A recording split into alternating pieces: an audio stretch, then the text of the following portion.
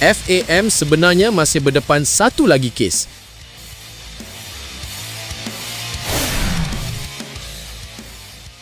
Isu membabitkan 7 pemain warisan Harimau Melaya masih belum menemui titik noktah apabila Persatuan Bola Sepak Malaysia atau FAM disahkan masih berdepan satu lagi kes berasingan di Tribunal Persekutuan Bola Sepak Antarabangsa atau FIFA.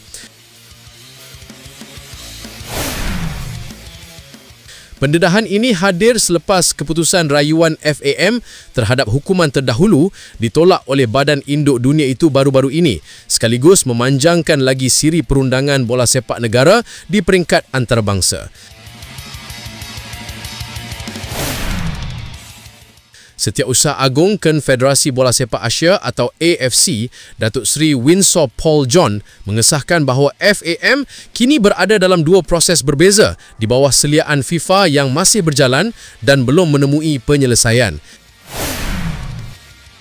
Katanya, kes pertama membabitkan isu pemalsuan dokumen, manakala satu lagi kes berkait dengan Tribunal FIFA yang memberi tumpuan kepada aspek kelayakan pemain untuk mewakili Malaysia.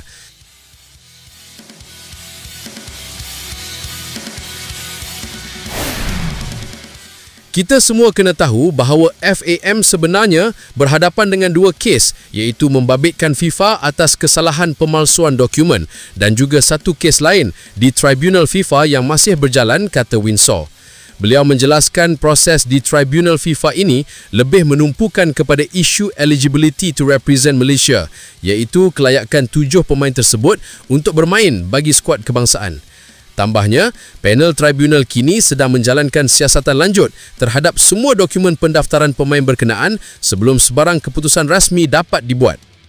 Berkaitan Tribunal FIFA adalah lebih kepada kelayakan pemain untuk mewakili Malaysia dan apabila keputusan sudah diperoleh nanti, termasuk kes yang dibawa ke Mahkamah Timbang Tarasukan atau CAS, barulah AFC boleh menilai langkah seterusnya, katanya. Untuk rekod, Tribunal Bola Sepak FIFA berfungsi seperti mahkamah dalaman yang meneliti kes-kes berkaitan peraturan dan tata kelakuan dalam sukan bola sepak dunia. Ia terdiri daripada 3 panel utama, iaitu Jawatan Kuasa Tata Tertib, Jawatan Kuasa Rayuan serta Jawatan Kuasa Status Pemain dan Kelayakan. Dalam kes FAM, isu berkenaan kini berada di bawah Jawatan Kuasa Status Pemain dan Kelayakan. Tribunal ini bertanggungjawab menilai semula semua dokumen pendaftaran 7 pemain terbabit bagi menentukan sama ada mereka benar-benar memenuhi syarat kelayakan untuk menyarung jersey Malaysia di pentas antarabangsa. Difahamkan, FAM kini berdepan 3 kemungkinan hasil keputusan tribunal itu kelak, sama ada hukuman dikekalkan, diringankan atau ditambah bergantung kepada sejauh mana tribunal mempercayai bahawa tiada unsur penipuan disengajakan dalam proses pendaftaran pemain terbabit.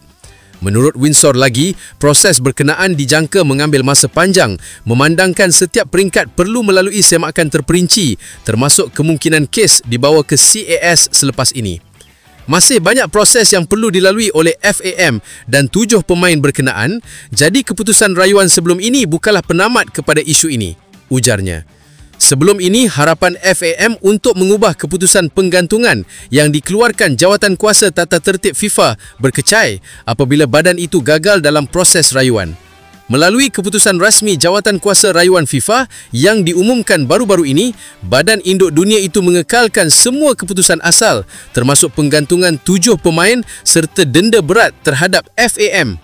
FIFA mengekalkan denda sebanyak CHF 350,000 kira-kira RM1.8 juta terhadap FAM selain penggantungan 12 bulan serta denda CHF 2,000 sekitar RM10,800 setiap orang terhadap 7 pemain terbabit atas kesalahan melanggar Artikel 22 Kod Disiplin FIFA berkaitan pemalsuan dokumen.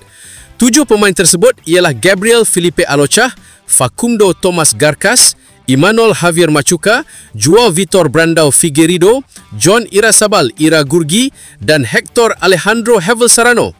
Kesemua nama ini sebelum ini pernah didaftarkan sebagai pemain warisan yang mewakili Harimau Melaya dalam kejohanan antarabangsa, namun kini berdepan ketidakpastian mengenai masa depan mereka di pentas antarabangsa selepas keputusan rayuan itu ditolak.